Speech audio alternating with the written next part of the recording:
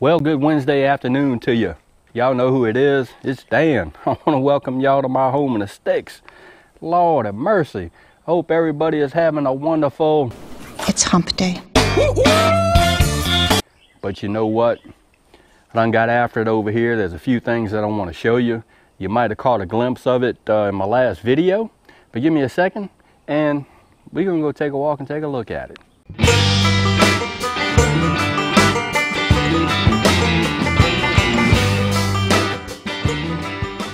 All right, y'all, let's go. I wanted to show you this thing right here that I done went ahead and constructed. I had a piece, a 16-foot piece of goat panel that I had laying around. I had it over there on the goat paddock over there, but I ended up extending it another 16 foot, so I had this left over. So all I did was I just made me an archway. And what I intend on doing is, you remember that that 4x8 raised bed that I'd built several weeks ago?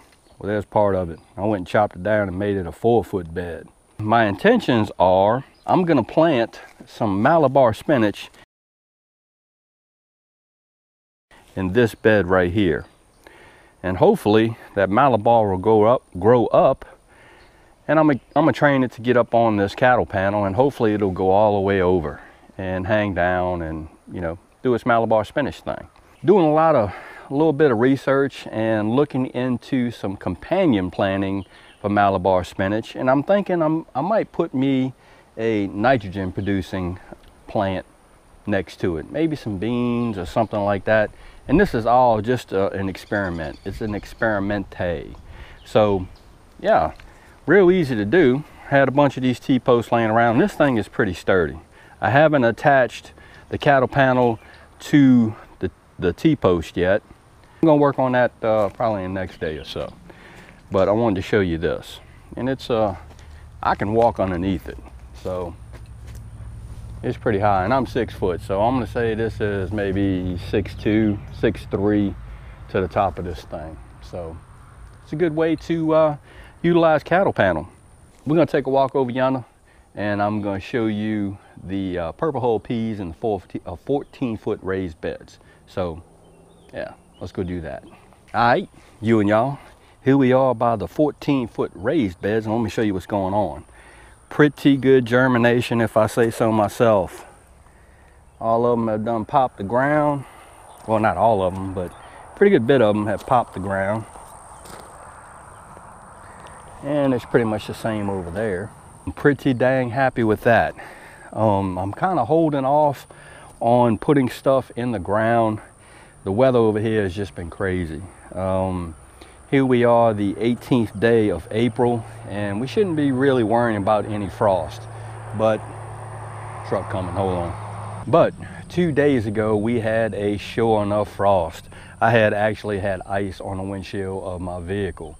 So we had a pretty good frost. So I'm kind of worried about setting my plants out to grow because of the frost. So I may give it just a couple of more days just to be on the safe side. And yeah, we'll rock and roll with it like that. Knock on wood, we will not have any birds decide to come over here and have a feast on my purple hull peas, hopefully. I wanted to show y'all that because I'm pretty excited about it. The no-till method has worked extremely well. Let me go over here and I want to show you one last thing, something I've never seen.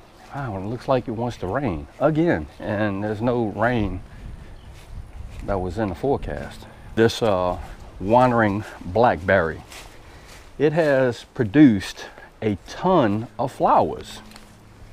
I mean, a ton of flowers. And I don't know if it's just because this guy is, what we got on there? Some ants? What the hell is that? I don't know if it's because this wandering blackberry was a juvenile when I first put it in this pot and started growing it, and it's been several years, but it has never produced this many flowers. So I thought that was kind of odd. But yeah, I wanted to share that with you too. Look at these black ants. Boy, they fast little boogers too. Come on out of here. I don't want you in there.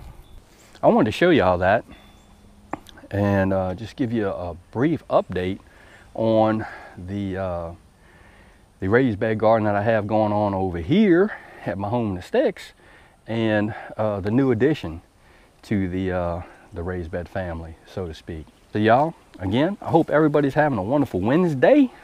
If you like this video, sure enough, give it a thumbs up to help. If you haven't subscribed to the Home in the Sticks channel, y'all need to come on over here and give me a look now, because I'm always doing stuff, really. And with that being said, you know what's coming. You know Dan's always gonna say it. Don't let nobody dull your shine. I mean, nobody. You sure enough get your shine on, because I guarantee you, it's that dang important. And we will see you and y'all in the next video.